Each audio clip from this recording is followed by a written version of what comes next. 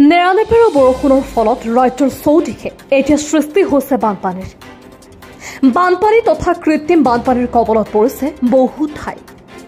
সমান্তৰালকৈ ধুবুৰী জিলাৰ চাপৰৰ বৃহত্তৰ অঞ্চলৰ একমাত্ৰ চিকিৎসালয় চাপৰ সামূহিক চিকিৎসালয়খন এতিয়া কৃত্ৰিম বানৰ কবলত ফলত অস্বাস্থ্যকৰ পৰিৱেশৰ সৃষ্টি হৈছে।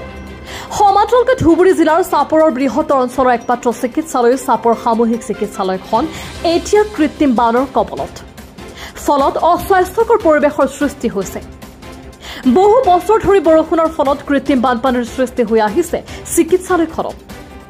ৰাইজে বহুবাৰ দাবী কৰি আহিছে যদিও আজিলৈকে কোনো ধৰণৰ পদক্ষেপ হাতত নললে বিভাগীয় কৰ্তৃপক্ষৰ লগতে বিধায়ক সাংসদেও ফলত দুৰ্ভোগ ভুগিবলগীয়া হৈছে ৰোগীৰ লগতে চিকিৎসকসকল। ৰাইজে অতি সোনকালে চিকিৎসালয়ত কৃত্ৰিম বানপানীৰ সমস্যাটো সমাধান কৰিবলৈ দাবী জনায়। কিছু মন্তব্য আছে, শুনাই ল'ব বিচাৰিছো। মই এজন সচেতন নাগৰিক হিচাপে চাপৰৰ পৰা কৈ আছোঁ। মই চাপৰ হস্পিটেলখন এই নেৰানেপেৰা বৰষুণৰ কাৰণে পানী জমি আছে, ৰোগীবিলাকৰ বহুত কষ্ট হৈ আছে। পানী জমি একদম বহুত ওপৰলৈকে উঠি গৈছে। মই চাপৰ নগৰ সমিতিক কৈ আছোঁ যে আপোনালোকে অতি সোনকালে এই সুব্যৱস্থাটো কৰি দিয়ক।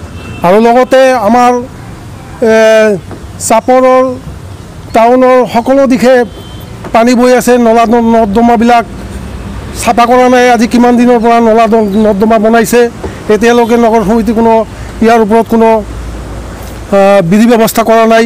তাৰ কাৰণে আমি চাপৰৰ বাসী হিচাপে কৈ আছোঁ, এতিয়া সোনকালে প্ৰশাসনকো জনাই আছোঁ, সোনকালে যিহেতু এই পানীবিলাক নিষ্কাৰ কৰাৰ কাৰণে ব্যৱস্থা কৰি দিয়ে।